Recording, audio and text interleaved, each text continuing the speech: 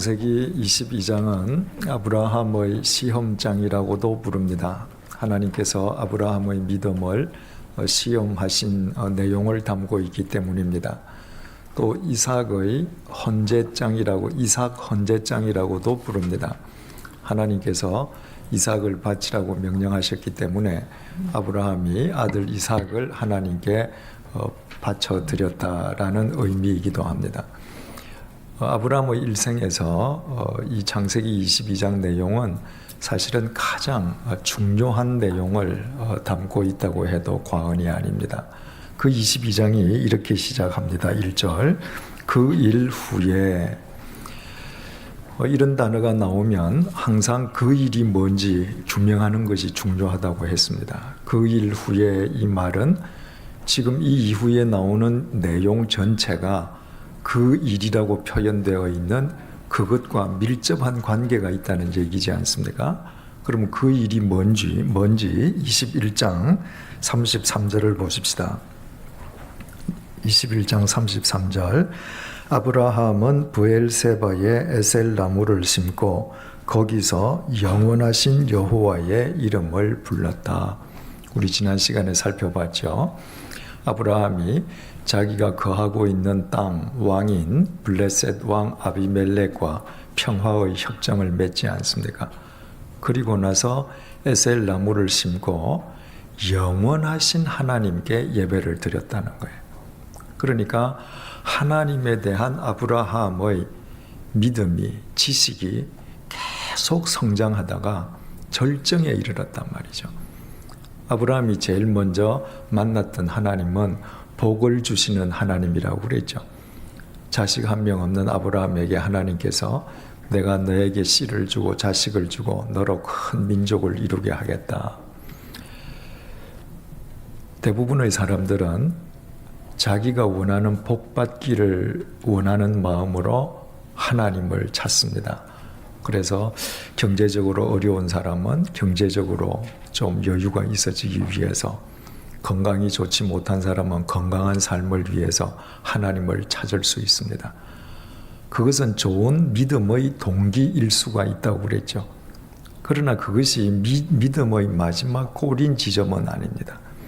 그저 내가 복 받기를 원해서 하나님을 찾는 사람들은 하나님을 언제나 자기 생각 속에 가두어 두려고 그러거든요. 내가 원하는 것이 이루어질 때에만 하나님 뜻이고 내가 원치 않는 것은 하나님 뜻이 아니란 말이죠. 따라서 내가 원하는 것이 이루어지지 않으면 늘 낙담하고 하나님을 원망합니다. 그래서 아브라함에게 하나님께서 두 번째 가르쳐 주신 것이 뭐죠? 창세기 17장 1절에 나는 전능한 하나님이다. 아브라함이 복을 주시는 하나님을 만나서 자기가 살던 하란에서 가나안 땅으로 가지 않았습니까? 그런데도 세월이 지나도 하나님께서 약속하신 자식이 생기지 않으니까 우리 집 종 엘리에셀을 내가 양자로 삼어야 되겠다. 하나님께서 그거 아니다 그러시니까 아내의 권유를 따라서 자기 집 여종 하갈 사이에서 서자를 먼저 얻잖아요. 그러니까 모든 것을 자기 생각대로 하려고 했는데 하나님께서 아브라함아 그거 아니야. 나는 너하고 달라. 너처럼 유한한 존재가 아니라 나는 전능한 하나님이야. 네 안에 경수 끊어졌지. 네 아내를 통해서 자식을 낳는 거야. 그래서 하나님께서 당신이 전능한 하나님임을 일깨워 주심으로 인해서 아브라함은 하나님께서 나와 다르다는 것을 인정할 수 있었습니다. 여러분, 하나님은 절대로 우리와 동등하지 않습니다. 하나님께서 나와 다르다는 것을 내가 받아들이기 전까지는 우리는 늘 하나님에 대한 그릇된 이미지, 왜곡된 이미지, 나에 의해서 만들어진 잘못된 이미지에 사로잡혀서 실은 하나님과 무관한 삶을 살게 됩니다. 그래서 아브라함은 전능하신 하나님을 만남으로 자기 뜻대로 살고자 하는 자기를 부인하고 하나님께 자기 인생을 맡길 수 있었습니다. 그 과정을 거친 뒤에 이삭도 얻고 이삭이 젖을 떼기까지 건강하고 그리고 또 아비멜렉과 평화협정을 맺으면서 아브라함이 알게 되었던 것은 하나님은 영원하신 하나님이시다. 그러니까 인간이 하나님을 믿을 때 마지막 지점이 영원하신 하나님을 믿는 믿음이에요. 영원하신 하나님을 믿을 때에만 우리의 인생이 이 세상을 목적으로 하지 않는다고 했습니다. 우리가 하나님을 믿는다라고 하면서 왜 예배당 안에서의 삶과 예배당 밖에서의 삶이 괴리를 이룹니까? 왜 우리 믿음과 현실이 일치되지 못해요? 영원하신 하나님을 못 믿는 거예요. 영원하신 하나님을 믿을 때에만 내 육체의 생명이 아니라 영원한 생명이 목적이 되는 것이고, 영원하신 하나님을 믿을 때에만 이 세상이 목적지가 아니라 영원하신 하나님의 나라가 목적이 되는 것입니다. 그때부터 우리는 이 세상을 뛰어넘고 이 세상을 이길 수 있습니다. 아브라함이 하나님과의 오랜 교제 끝에 하나님은 영원하신 하나님이라는 것을 깨닫게 되었던 것입니다.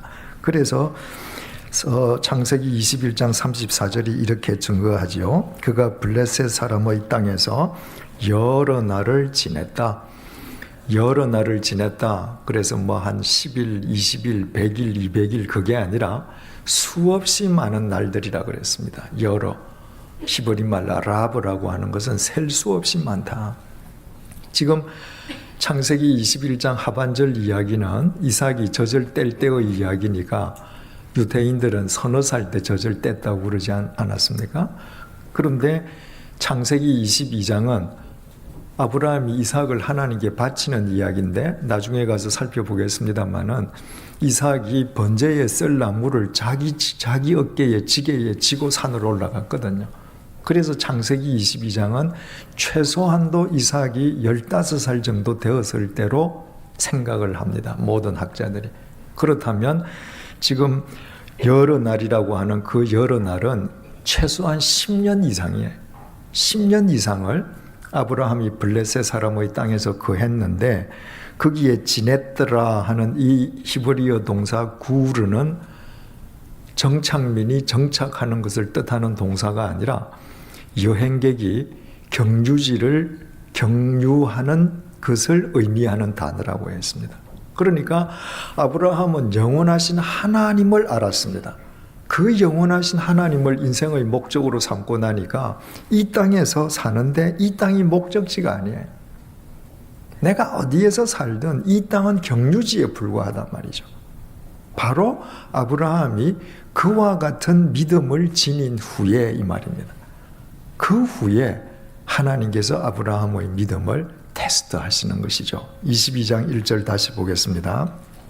그 일 후에 하나님을 히브리 말로 엘로힘이라고 그러잖아요. 그래서 하나님을 칭할 때에 그냥 하나님이지 하나님 앞에 정관사가 붙을 이유가 없죠.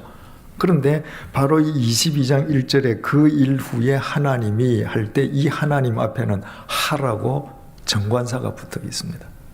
그 하나님이 누구냐 말이에요.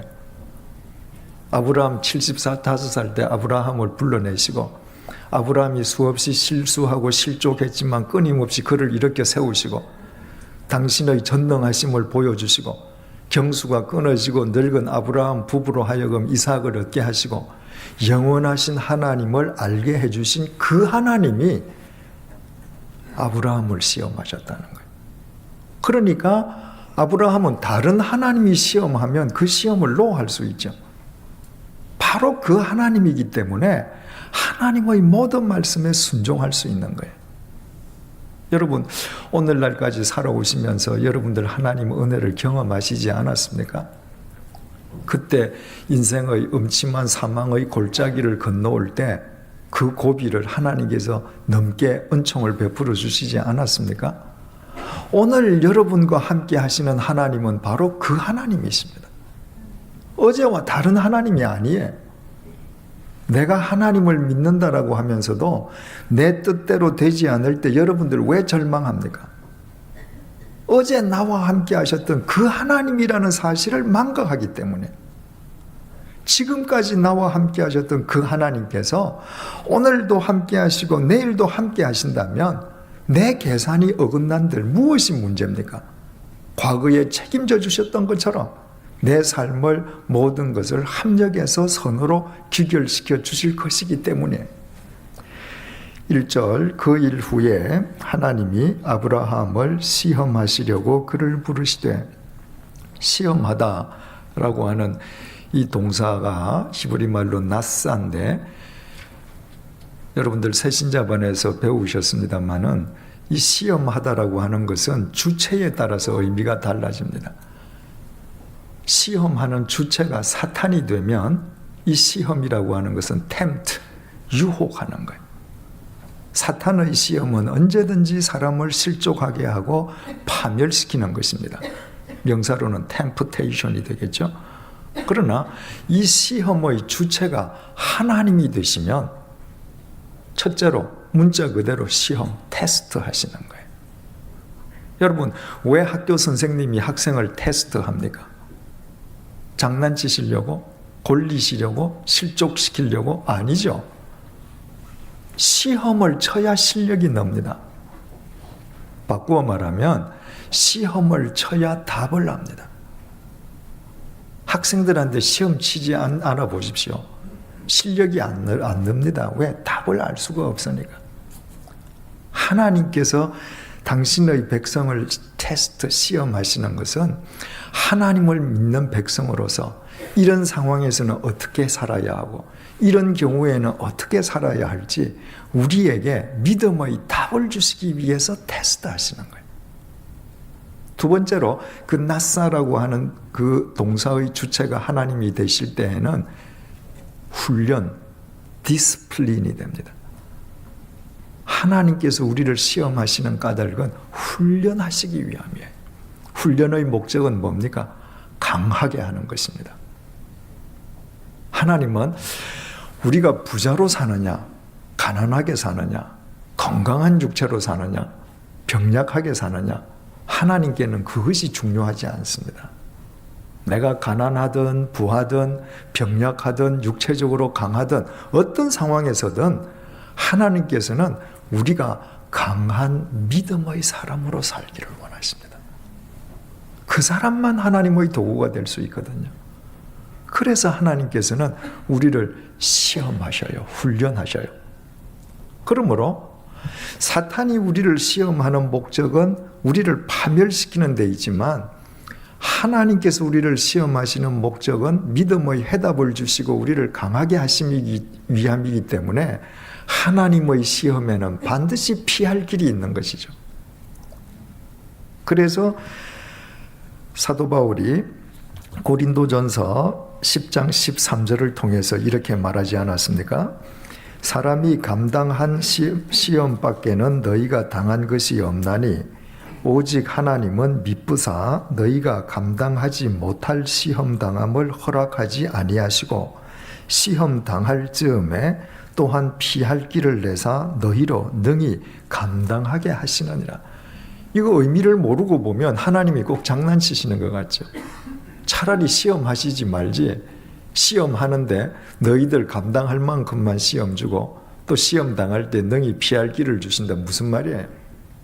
하나님께서 우리에게 인생의 해답을 주시기 위해서 우리를 훈련하시지만 목적은 세우시기 위함이시기 때문에 하나님의 시험은 절대로 우리를 쓰러뜨리지 않는다는 거예요. 하나님께서 반드시 그 결과를 책임져 주셔가면서 우리를 시험하시고 훈련시키신다는 거예요. 1절을 다시 볼게요. 그 일 후에 하나님이 아브라함을 시험하시려고 그를 부르시되 공표를 한번 해보십시다. 아브라함아 하시니 그가 이르되 내가 여기 있나이다. 하나님께서 아브라함을 시험하시려고 아브라함아 하고 부르시니까 아브라함이 내가 여기 있나이다 라고 응답했다는 거예요.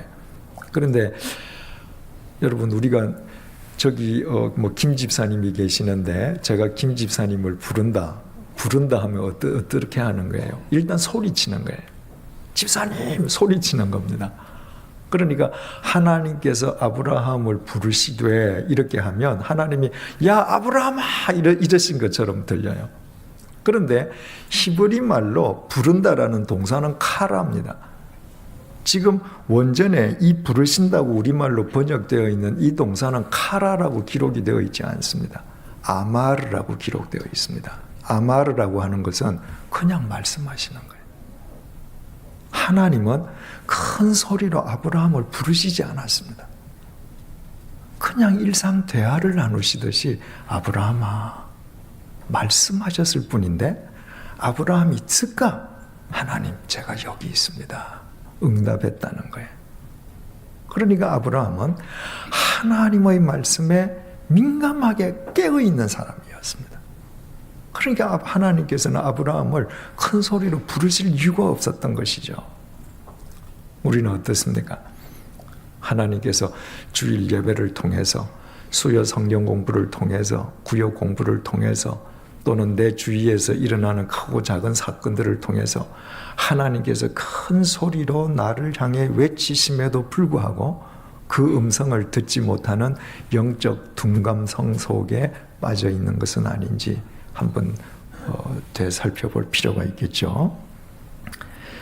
자, 그러면 하나님께서 아브라함을 시험하시려고 지금 이제 말씀하시는데 그 시험, 출제하신 시험 문제가 뭔가? 2절 여호와께서 이르시되 내 아들 내 사랑하는 독자 이삭을 데리고 모리아 땅으로 가서 내가 네게 일러준 한 산 거기서 그를 번제로 드리라. 아브라함이 100세에 얻은 그 독자, 눈에 넣어도 아프지 않는 그 독자를 하나님께 번제로 바치라는 것이 시험 문제였습니다. 여러분 번제 아시잖아요, 그죠? 그 하나님께서 레위기를 통해서 명령하신 제사 가운데에 번제의 특징은 제물을 완전히 소각해버리는 겁니다. 그 제물의 안팎을 한 조각도 남기면 안 돼요. 완전히 태워서 재로 없애야 합니다. 내장도 다 씻고 뭐 다 사지를 절단하고 살코기를 전부 다 각을 떠서 다 태워야 돼. 그러니까 그 100세에 얻은 그 아들을 그런 식으로 번제로 하나님께 바치라는 것입니다. 그러면 우리가 질문하게 됩니다. 왜 하나님께서 아브라함에게 그런 시험 문제를 출제하시는가? 여러분, 하나님께서 아브라함을 무엇으로 부르셨습니까? 믿음의 조상으로 부르셨습니다. 믿음의 조상이 되기 위한 사람은 내 자식을 나의 소유가 아님을 고백해야 돼. 내 자식이 하나님 것이라는 것을 내 삶으로 답변드려야 합니다. 그러니까 하나님께서 아브라함에게 그 시험 문제 주시는 거예요. 이삭을 네 자식으로 삼을래? 내 자식으로 삼을래? 네 혈족의 조상으로 살래? 믿음의 조상으로 살래? 한번 답을 써봐라. 그래서 2절 보면요. 여호와께서 이르시되 내 아들 내 사랑하는 독자 이삭을 내 아들 내 사랑하는 독자 이삭을 우리말은 다 붙어 있잖아요. 히브리 원전은 이게 떨어져 있습니다. 여호와께서 이르시되 내 아들을 내 사랑하는 독자를 이삭을 하나님께서 이렇게 강조하십니다.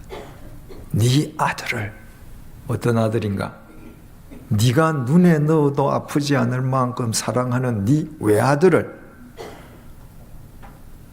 이삭을 바쳐봐라.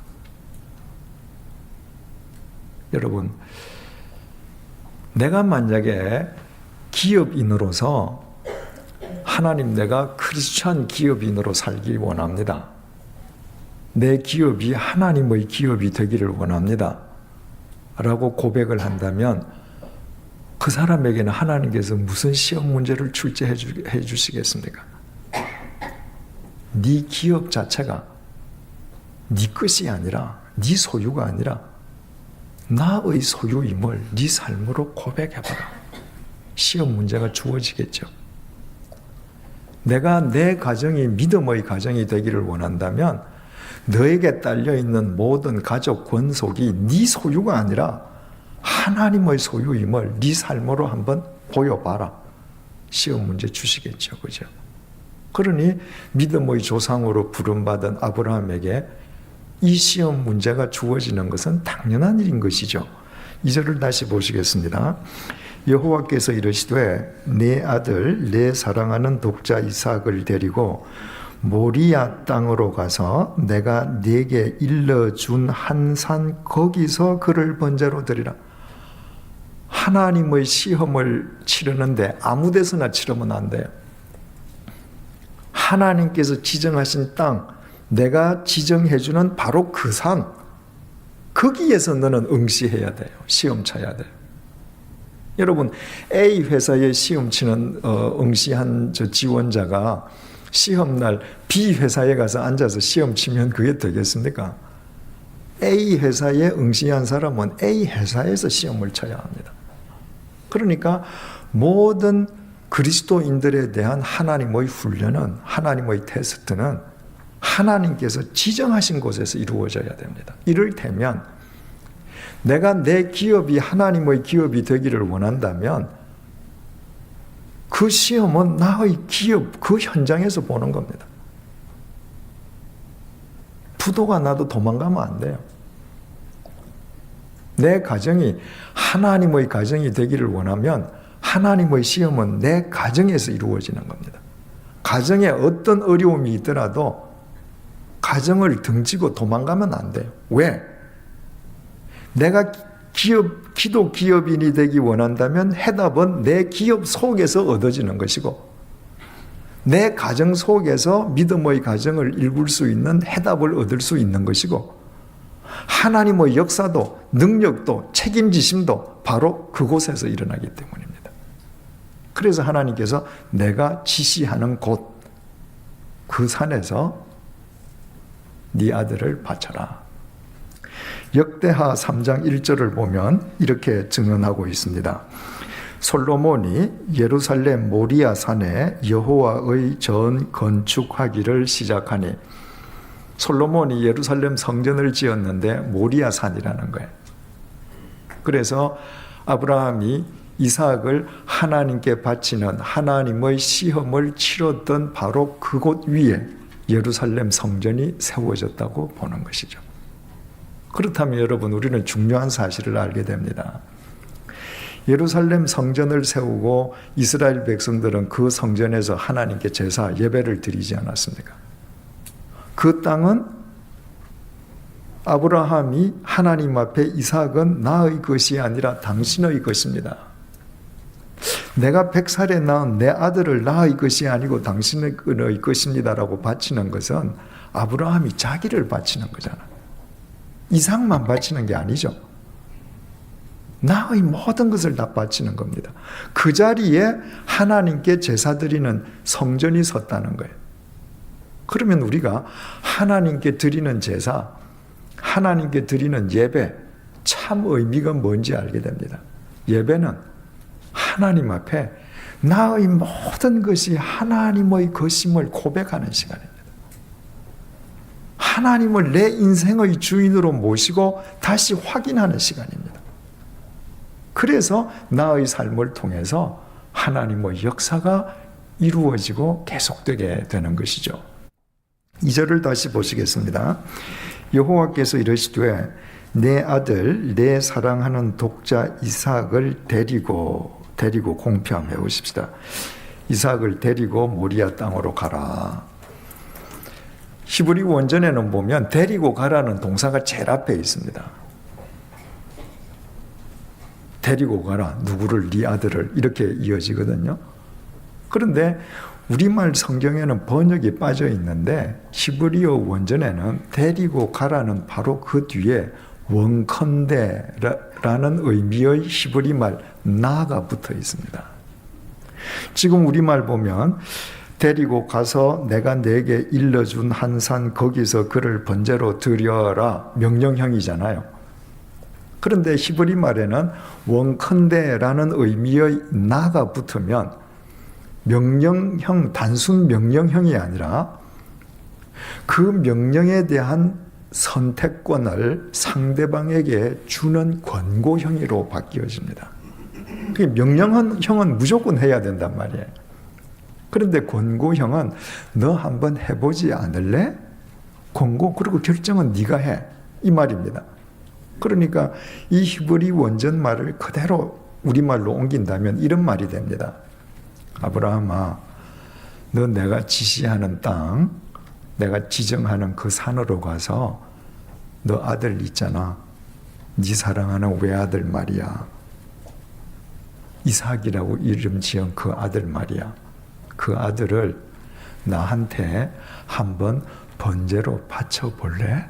이 말입니다. 한번 바쳐보련? 그러니까 선택권을 아브라함에게 줬으니까 아브라함이 그 하나님의 권고를 받아들여도 되고 안 받아들여도 돼. 3절, 아브라함이 아침에 일찍이 일어나, 늦게 일어나지 않았습니다. 일찍이 일어나 나귀의 안장을 지우고 두 종과 그의 아들 이삭을 데리고 번제에 쓸 나무를 쪼개어 가지고 떠나 하나님이 자기에게 일러 주신 곳으로 가더니, 아브라함이 그 다음날 일찍 일어나서 나귀의 안장을 지우고 두 종에게 번제에 쓸 나무를 쪼개어서 준비하게 하고 그것을 매게 하고 이삭을 데리고 길을 떠났습니다. 하나님께서는 아브라함에게 권고하셨습니다. 너 네 아들 한번 바쳐볼래? 그런데 아브라함은 하나님의 그 권고를 권고로 받아들이지 않고 절대 순종해야 할 명령으로 받아들였습니다. 아브라함의 위대성이 여기에 있습니다. 여러분, 성경은 창세기부터 요한계시록에 이르기까지 방대한 분량인데 이 성경은 문학적으로 볼 때 여러 가지 형태의 문장으로 이루어져 있습니다. 서술형도 있고요, 반어법도 있고요, 시적 표현도 있고요, 감탄문도 있고요. 그런데 하나님께서 야 이렇게 하라 라고 명령으로 말씀하시지 않은 모든 말씀도 나를 향한 명령으로 받아들이는 것이 바른 신앙이다 그 말이에요. 아브라함이 그렇게 했습니다. 4번, 제3일에 아브라함이 눈을 들어 그곳을 멀리 바라본지라. 아브라함이 있던 브엘세바에서 그 모리아 산까지는 약 75km입니다. 그러니까 옛날에 나귀를 끌고 걸어가면 사흘길이라는 거예요. 지금 사흘째가 되는 날이니까 이제 모리아산 바로 기슭까지 갔겠죠. 그래서 아브라함이 자기 아들을 번제로 바쳐야 할 그 모리아산을 바라보았습니다. 일반적으로 이 사흘 동안 아브라함이 큰 번민과 갈등과 고민 속에서 걸어갔으리라고 설명하는 그런 설명들이 대부분입니다. 그러니까 100세에 얻은 아들을 내가 번제로 바쳐야 된다. 얼마나 갈등했겠는가, 고민했겠는가. 그런데 성경은 그렇게 말하지 않습니다. 지금 3절만 하더라도 아브라함이 아침에 일찍이 일어나 나귀의 안장을 지우고 두 종과 그의 아들 이삭을 데리고 번제에 쓸 나무를 쪼개어 가지고 떠나 하나님이 자기에게 일러주신 곳으로 가더니 조금도 번민하지 않습니다. 주저주저하지 않습니다. 만약에 아브라함이 밤새도록 이 일을 어떡하냐, 바쳐야 되느냐 마느냐, 어떻게 피할 수 있을까 고민하고 밤을 꼬박 세웠더라면 아침 일찍 못 일어나죠. 해가 뜬 뒤에 부은 눈으로 일어나서 안장도 천천히 지우고 이랬을 것입니다. 여기 보십시오. 전부 과단성 있게 합니다. 뿐만 아니에요. 5절 말씀, 이에 아브라함이 종들에게 이르되 너희는 나귀와 함께 여기서 기다리라. 내가 아이와 함께 저기 가서 예배하고 우리가 너희에게로 돌아오리라 하고. 자, 여기에서 먼저 5절 보십시다. 이에 아브라함이 종들에게 이르되 너희는 나귀와 함께 여기서 기다리라. 지금 종들이 번제에 쓸 나무를 운반해야 되니까 지금 아브라함을 도와서 모리아산 기슭까지는 갔잖아요. 그런데 아들을 하나님께 바치기 위해서 모리아산으로 올라갈 때에는 그 종들한테 너희들은 여기서 기다리라. 왜 그렇습니까? 시험은 아브라함 자기가 지금 받아야 되는 거거든요. 내가 시험을 치는데 남이 나를 도와줄 수 없어요. 학교에서 시험 치면 내 시험은 내가 쳐야 합니다. 그래야 내 실력이 늘고 내가 답을 아는 거예요. 아브라함이 시험을 치르는데 어떤 사람도 도와줄 수 없습니다. 그래서 종들들어 너희들은 여기서 기다리라. 내 자식이 시험을 치르는데 하나님의 시험을 통과하는데 부모는 도와줄 수 없습니다. 자식이 통과해야 돼요. 그래서 그 자식은 신앙의 강자가 되는 것입니다. 부모가 도와줄 수 있다면 시험을 함께 받아서 도와주는 게 아니라 기도로 돕는 것이죠. 내 가족 누가 시험을 당할 때에도 우리는 기도로 도울 수밖에 없어요. 시험은 모든 사람 그 개개인이 받아야 되는 것이거든요.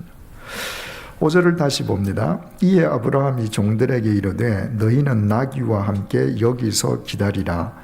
내가 아이와 함께 저기 가서 예배하고 누가? 우리가 공표하십시다. 우리가 너희에게로 돌아오리라 하고. 여러분, 지금 하나님께서 아브라함에게 주신 시험 문제가 네 아들을 번제로 바치라는 겁니다. 번제는 머리칼 뽑아서 드리는 거 아니에요. 완전히 죽이는 겁니다. 완전히 죄로 만드는 겁니다. 아브라함이 만약에 이삭을 하나님께 번제로 바치면 돌아올 때는 누가 돌아와야 돼요? 나 혼자 돌아와야 됩니다. 근데 아브라함이 분명히 이삭을 번제로 바치러 올라가는데 그 예배가 끝나고 나면 내가 아들과 함께 돌아올 것이다. 이게 지금 아브라함이 공연히 한번 해보는 소린가? 허풍치는 소린가?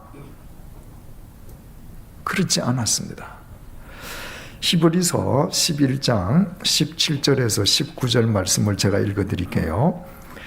아브라함은 시험을 받을 때에 믿음으로 이삭을 드렸으니 그는 약속을 받은 자로 돼 그 외아들을 드렸느니라. 그에게 이미 말씀하시기를 내 자손이라 칭할 자는 이삭으로 말미암으리라 하셨으니 그가 하나님이 능히 이삭을 죽은 자 가운데서 다시 살리실 줄로 생각한지라. 비유컨대 그를 죽은 자 가운데서 도로 받은 것이니라. 아브라함이 지금 어떤 마음으로 모리아산을 찾아가서 아들을 바치느냐? 하나님께서 뭐라고 약속하셨습니까? 너에게서 태어나는 이삭을 통해서 큰 민족을 이루고 이 가나안을 기업으로 줄 것이다. 하나님께서 이삭을 상대로 약속하셨습니다. 따라서 만약에 자신이 번제를 바쳐서 이삭이 죽어버린다. 하나님이 거짓말쟁이 되죠. 하나님은 당신의 말씀에 대해서 변개함이 없으시기 때문에 아브라함은 이삭이 절대로 죽지 않을 것을 믿는 것입니다. 내가 설령 번제로 바쳐서 죄를 태워서 죄가 되어서 완전히 없어진다 할지라도 하나님께서 죽은 자 가운데서 그 아들을 다시 살려주실 것을 확신했다는 것입니다. 그러니까 아브라함이 사흘 길을 번민 속에서 갔다? 전혀 아닌 거죠. 아브라함은 그 믿음 속에서 갔습니다. 그래서 종들에게 우리가 가서 예배드리고 우리가 돌아올 것이다. 여러분, 아브라함이 어떻게 그 믿음을 가질 수 있었습니까? 영원하신 하나님을 믿었기 때문입니다. 우리를 영원히 살려주시는 하나님을 믿었습니다. 그래서 그 하나님을 알고 난 이후에 이런 일이 있었다라고 22장 1절이 그 일 후에 하고 이렇게 주어지는 겁니다. 따라서 우리가 영원하신 하나님을 믿지 아니하면 자식 사랑 한 명, 자식 한 명 사랑도 온전히 할 수 없는 것입니다. 하나님을 못 믿는데 내 마음대로 내 생각대로 키워야지 어떻게 하나님 말씀대로 키울 수가 있겠습니까? 6절 아브라함이 이에 번제나무를 가져다가 그의 아들 이삭에게 지우고 그때까지 하인들이 메고 있던 번제나무 지게를 아들에게 지웠습니다. 그러니까 아들이 최소한도 15살 이상은 이제 되었다고 보는 거죠. 자기는 불과 칼을 손에 들고 두 사람이 동행하더니, 불과 칼은 뭐예요? 지금 아들을 번제로 잡을 칼, 그리고 아들을 태울 불인 것이죠. 7절 이삭이 그 아버지 아브라함에게 말하여 이르되 내 아버지여 하니. 여러분, 이삭이 아버지한테 아버지 하면 되잖아요. 그런데 나의 아버지여 이렇게 불렀습니다. 그랬더니 또 아버지가 하는 말이 아들아 이러면 되는데 내 아들아 내가 여기 있노라. 뭘 강조합니까? 아브라함과 이삭 사이에 끈끈한 부자지간의 사랑을 이렇게 보여주는 겁니다. 나의 아버지, 나의 아들. 지금 이 부자지간이 모리아 산으로 함께 올라가는 겁니다. 7절 하반절 이삭이 이르되 불과 나무는 있거니와 번제할 어린 양은 어디 있나이까. 이삭이 보니까 이상하거든요.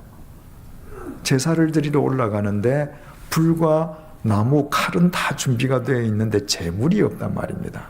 그래서 번제할 어린 양은 어디 있습니까? 아빠에게 물었습니다. 8절 아브라함이 이르되 내 아들아 번제할 어린 양은 하나님이 누구를 위하여? 자기를 위하여. 공표하십시다. 하나님이 자기를 위하여 친히 준비하시리라 하고 두 사람이 함께 나아가서 아브라함이 이렇게 대답했습니다. 이삭아 걱정하지 말거라.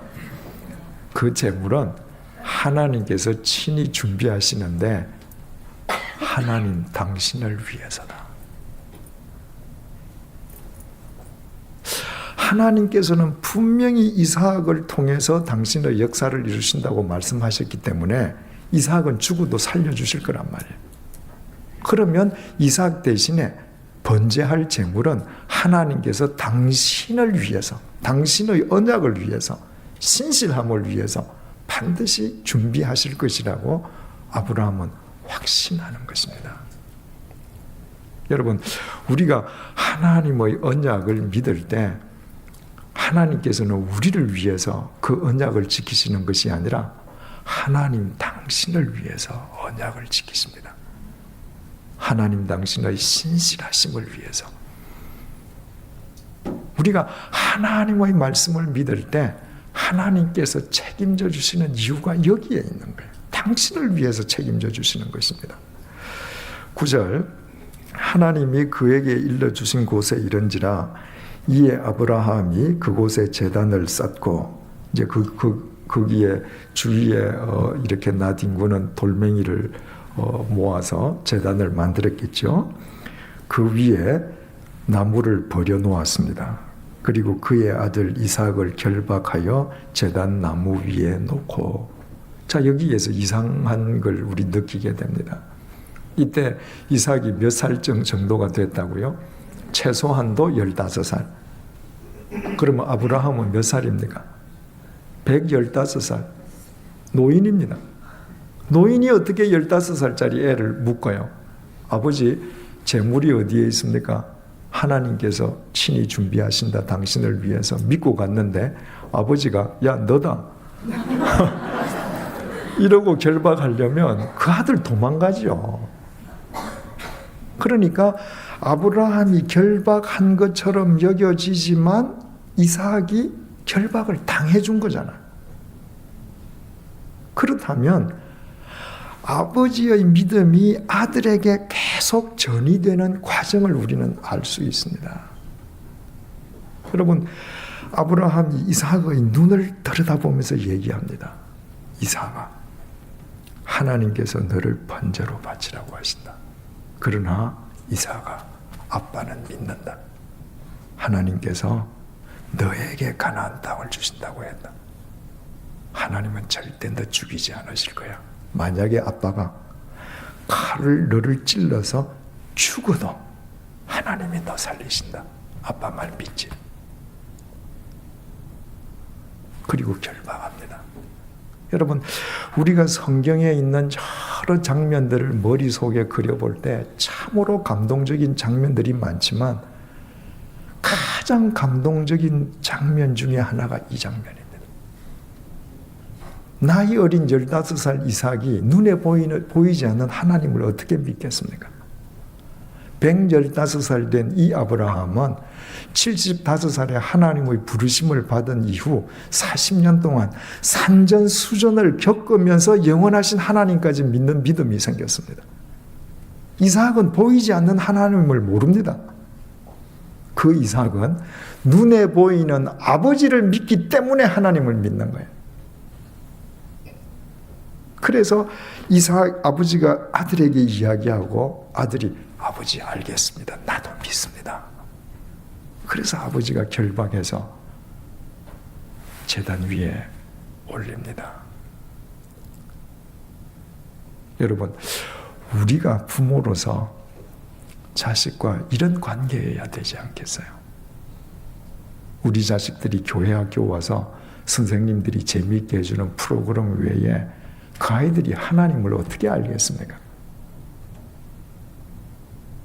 눈에 보이지 않는 하나님은 모르지만 눈에 보이는 내 아버지, 내 어머니를 내가 믿기 때문에 내 아버지의 하나님, 내 어머님의 하나님을 전폭적으로 신뢰하는 자식들이 될 때 우리가 믿음의 조상이 되는 것입니다. 10절, 손을 내밀어 칼을 잡고 그 아들을 잡으려 하니, 우리 성경에는 주어 번역이 빠져 있습니다. 그런데 히브리어 원전에는 10절 제일 앞에 아브라함이 하고 또 주어가 또 있습니다. 강조하는 거예요. 아브라함이 손을 내밀어서 칼을 잡았습니다. 다른 사람이 아니에요. 아브라함이 잡았습니다. 뭐 하려고? 그 아들을 잡으려고. 잡는 게 뭐예요? 손으로 잡는 거 아니잖아요. 잔치 때 소 한 마리 잡자. 그러면 자르는 거죠. 예. 지금 번제로 잡기 위해서 죽이겠다고 칼을 잡았습니다. 그러니까 칼을 잡고 아들을 잡으려 한다라고 하는 것은 칼을 치켜 들어서 그 아들의 심장을 향해서 지금 내려 꽂기 직전인 것이죠. 11절, 여호와의 사자가 하늘에서부터 그를 불러 이르시되 아브라함아 아브라함아 하시는지라. 아브라함을 한 번 부르지 않았습니다. 두 번 황급하게 급히 제지하시는 것이죠. 누가? 여호와의 사자가. 그 사자가 누구신가? 12절, 사자가 이르시되 그 아이에게 내 손을 대지 말라, 그에게 아무 일도 하지 말라. 내가 내 아들 내 독자까지 누구에게 아끼지 않았다고요? 내게 아끼지 않았다. 또 15절, 여호와의 사자가 하늘에서부터 두 번째 아브라함을 불러 이르시되 여호와께서 이르시기를 내가 나를 가리켜 맹세하노니 내가 이같이 행하여 내 아들 내 독자도 아끼지 아니하였음즉 내가 내게 큰 복을 주겠다. 그래서 이 구약 성경에서 얘기하는 여호와의 사자 말라크는 천사가 아니라 성육신 하시기 이전의 제2위의 하나님 그리스도시다 그랬습니다. 그래서 하나님 당신이 직접 사람들에게 보이실 때 말라크라는 단어를 썼거든요. 하나님께서 직접 아브라함아 아브라함아 하고 부르셨습니다. 그랬더니 그때에도 11절 하반절 아브라함이 이르되 내가 여기 있나이다. 즉각 응답했습니다. 12절, 사자가 이르시되 그 아이에게 내 손을 대지 말라, 그에게 아무 일도 하지 말라. 내가 네 아들 내 독자까지도 내게 아끼지 아니하였으니 내가 이제야 네가 하나님을 경외하는 줄을 알았다. 네가 네 독자 백세에 얻은 독자를 너의 소유물로 간주하는 것이 아니라 하나님, 나의 것으로 네가 믿고 행한다는 것을 내가 이제 알았다. 네 믿음을 이제 봤다. 확인했다. 너 시험 통과했어, 이 말입니다. 여러분, 하나님께서 아브라함에게 이삭을 번제로 바치라고 명령을 하셨는데 하나님께서 언제 야, 너 믿음 이제 됐다라고 확인해 주셨습니까? 아브라함이 그 다음날 일찍이 일어나서 나귀의 안장을 지울 때 두 종을 데리고 이삭을 데리고 집을 출발할 때 사흘 동안 조금 더 흔들림 없이 모리아산을 향해서 걸어갈 때 모리아산 기슭에 닿아서 두 종에게 너희들 여기서 기다리라. 내가 아이하고 우리 다녀올게. 이야기할 때 모리아산으로 걸어 올라갈 때 제단을 만들 때 아이를 설득해서 결박해서 제단 위에 눕힐 때 칼을 뽑았을 때 치켜 들었을 때 아닙니다. 그 치켜든 칼을 가지고 아이를 찌르기 직전이었습니다. 믿음은 끝까지 가는 것이 믿음입니다. 끝까지 변치 않는 마음을 보일 때에 하나님께서 이제 네 믿음을 봤다. 여러분, 우리는 믿음을 항상 내가 정해요.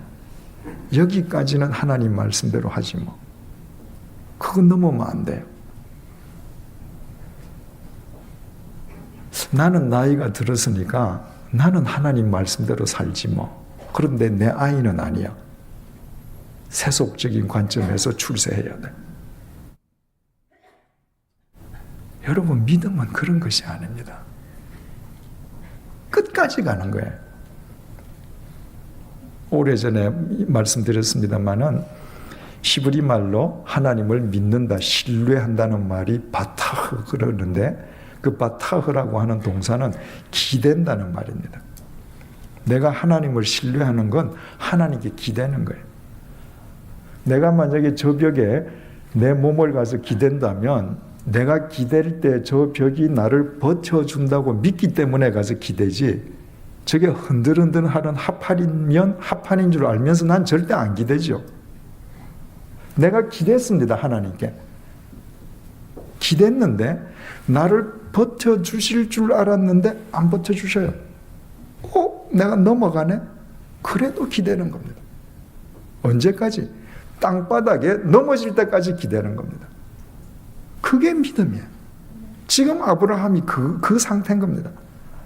땅바닥에 쓰러질 때까지 칼을 들고 하나님을 신뢰하는 것입니다. 그때 내가 네 믿음을 보았다. 그래서 이사야서 26장 3절이 이렇게 증거해요. 주께서 심지가 견고한 자를 평강하고 평강하도록 지키시리니 이는 그가 주를 신뢰함이니이다. 하나님께 기대는데 심지가 견고한 사람만 평강하다고 말이에요. 왜? 내가 기대는데 쓰러져요. 그래도 굳은 심지로 나는 믿어. 쓰러질 때까지 기대는 겁니다. 그 사람에게는 하나님의 평강이 있습니다. 지금 아브라함이 자기 자식을 데리고 번제로 바치러 가면서도 그 마음속에 번민 없잖아요. 그런데 왜 우리가 하나님을 믿는다면서도 매일 마음속에 불안이 있고 평강이 없고 그렇습니까? 이유는 간단해요. 내가 정한 선까지만 기대고 더 이상 안 기대거든요. 심지가 견고하지 않은 것입니다. 그러니까 늘 불안하고 초조할 수밖에 없는 것이죠. 13절입니다. 하나님께서 네가 이제 나를 경외하는 줄 알았다. 네 아들한테 손대지 말라. 이야기가 하나님의 말씀이 끝나기가 무섭게 13절 아브라함이 눈을 들었습니다. 뭐 하려고? 살펴본 적, 눈을 들어서 좌우를 살폈습니다. 살펴본 적 한 순양이 뒤에 있는데 뿔이 수풀에 걸려 있는지라. 하나님께서 당신을 위해서 재물을 친히 준비하시리라. 아브라함 믿음이잖아요. 그런데 내 아들을 죽여도 하나님께서 살려주실 것이라 아브라함의 믿음이지 않습니까? 그런데 내 아들이 죽기 전에 하나님께서 안 죽여도 된다는 거예요. 그러면 준비하신 재물이 있을 거 아닙니까? 그래서 하나님의 말씀을 듣는 즉각 머리를 들고 눈으로 살폈습니다. 아니나 다를까 뒤에 수풀에 양 한 마리가 뿔이 수풀에 걸려 있는 겁니다. 여기에서 수풀 하면 우리나라처럼 이렇게 사계절이 있고 강수량이 많은 우리나라의 숲으로 생각하기가 참 쉽습니다. 그런데 우리말 숲풀이라고 번역되어 있는 세바크라고 하는 히브리 말은 덤불이라는 말입니다. 뭐 울창한 숲이면 그 조그만 낮은 양뿔이 걸리겠습니까? 낮은 덤인데 그 덤불에 양이 걸려 있는 것이죠. 어떻게 했습니까? 아브라함이 가서 그 수장을 가져다가 아들을 대신하여 번제로 드렸더라. 여러분, 아브라함이 일평생에 수없이 많은 예배를 드리고 제사를 드렸겠지만 이날보다 더 감격적인 예배가 없었을 것입니다. 이삭도 마찬가지잖아요. 바로 그 현장에서 아버지의 믿음이 이삭의 믿음이 되었습니다. 아들과 아버지가 같이 제물을 바쳐서 제물을 잡아서 하나님께 향기로운 제사를 드립니다. 믿음의 승리인 것이죠. 자, 오늘 아브라함은 하나님께서 출제하신 시험을 통해서 여러 가지 답을 얻었습니다. 첫째 답은 믿음의 조상이 되기 위해서는 나의 자식이 하나님의 것임을 삶으로 고백하고 실천할 수 있어야 된다는 것입니다. 내 기업이 믿음의 기업이 되기를 원한다면 나의 기업이 하나님의 기업임을 나의 삶으로 고백하고 실천해야 돼요. 입으로 고백하는 것이 아니라. 두 번째, 믿음은 끝까지 믿는다는 겁니다. 오늘 안 되었다고 절망하는 것이 아니라 끝까지 믿는 거예요. 언제까지 믿는가? 죽을 때까지. 사도 바울이 죽을 때까지 믿었잖아요. 그게 순교입니다. 내 목이 떨어져 나가도 하나님께서 영원히 버텨주실 것이야. 그래서 바울은 오늘도 우리 가운데 살아있지 않습니까? 우리가 하나님 나라 가면 만날 거지 않습니까? 믿음은 끝까지 믿는 거예요. 세 번째, 아브라함이 얻은 답. 우리가 하나님의 언약을 믿을 때 하나님께서는 당신을 위해서 당신의 언약을 믿는 사람에게 필요한 것을 미리 준비하신다는 거예요. 그 삶을 책임져 주신다는 거예요. 그래서 이 이전에 아브라함이 여러 번 실족하고 실수하지만 이 이후에 아브라함이 그런 실수 안 하잖아요. 아브라함의 믿음이 원수관 경지에 올라간 것이죠. 마지막으로 아브라함이 얻은 답은 세바크는 하나님의 은총의 손길이라는 거예요. 지금 수양이 걸려 있는 것이 세바크, 덤불이라고 부르지 않았습니까? 여러분, 지금 모리아 산에 가면 예루살렘 성전이 있던 터도 있고 거기에 도로도 있고 길도 있고 다 잘 닦여 있죠. 아브라함이 그때 이삭을 바치러 4,000년 정도 돼서 모리아 산에 갈 때는 길이 없잖아요. 아무도 올라가지 않은 산이잖아요. 온 산이 세바크 덤불로 덮여 있을 거란 말입니다.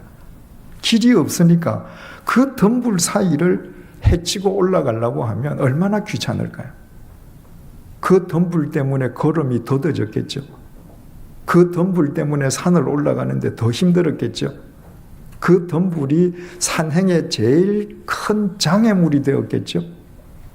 그런데 그 덤불이 없었으면 하나님께서 예비하신 양이 걸려들 수가 없습니다. 올라갈 때는 내 인생 행보의 장애물처럼 보였는데, 고통처럼 보였는데, 아픔처럼 보였는데, 힘듦처럼 보였는데, 그것이 하나님의 은혜더라는 것입니다. 여러분, 우리 모두에게는 세바크가 있습니다. 경제적인 세바크일 수 있습니다. 육체적인 세바크일 수도 있습니다. 인간 관계에서 세바크일 수도 있어요. 내가 지금 정말 피하고 싶은 어려운 세바크들이 우리에게 다 있을 수 있습니다. 그러나 내가 하나님과 바른 관계 속에 있을 때 그 세바크는 때가 되면 나를 위해 예비하신 하나님의 은총의 손길이 된다는 것을 우리는 믿어야 해요. 내가 지금 육체적인 세바크에 있다고 하면 내가 지금 육체적으로 연약하기 때문에 나는 하나님과 더 가까워지고 하나님의 더 큰 은혜를 경험할 수 있는 것입니다. 내가 지금 경제적으로 어렵다면 경제적으로 어렵기 때문에 하나님만 의지하고 내가 약할 때 가장 강하다고 고백하는 사도 바울처럼 될 수 있는 것입니다. 아브라함이 이 위대한 믿음의 답들을 어떻게 얻었는가? 한 가지밖에 없습니다. 오직 하나님만 신뢰했기 때문입니다. 그때 하나님의 시험을 멋지게 통과하고 하나님의 시험을 통해서 알게 된 그 해답들로 인해서 아브라함은 우리가 아는 명실상부한 믿음의 조상이 된 것입니다. 모두 그런 복된 믿음의 조상들이 되시기를 축원드립니다. 기도하시겠습니다. 하나님 아버지, 하나님께서 아브라함을 사랑하셔서 아브라함에게 믿음의 더 깊은 해답을 주시기 위해서 또 더 큰 믿음의 사람으로 훈련시켜 주시기 위해서 아브라함에게 시험을 거치도록 하셨습니다. 아브라함은 오직 하나님을 신뢰하는 가운데에 참으로 귀한 해답들을 얻었습니다. 그 해답들로 인하여 아브라함은 우리가 아는 바대로 명실공히 믿음의 조상이 될 수 있었습니다. 하나님 아버지, 하나님께서 우리를 사랑하시기에 우리에게도 필요할 때마다 필요한 시험을 거치게 해주심을 진심으로 감사드립니다. 그 시험을 거칠 때마다 분명한 해답을 더 분명하게 알아가는 기쁨을 누릴 수 있도록 도와주옵소서. 내가 무엇을 지니고 있든지 나의 모든 것이 하나님의 것임을 입으로뿐만 아니라 삶으로 고백하는 해답을 얻어가게 도와주옵소서. 믿음은 내가 정한 선까지만 믿는 것이 아니라 끝까지 믿는 것임을 아는 해답을 우리에게 허락하여 주옵소서. 우리가 하나님의 언약을 신뢰할 때 하나님께서는 우리를 위해서가 아니라 하나님 당신을 위해서 우리에게 필요한 것들을 예비하시고 우리의 삶을 책임져 주심을 삶의 해답으로 확인해 갈 수 있도록 도와주옵소서.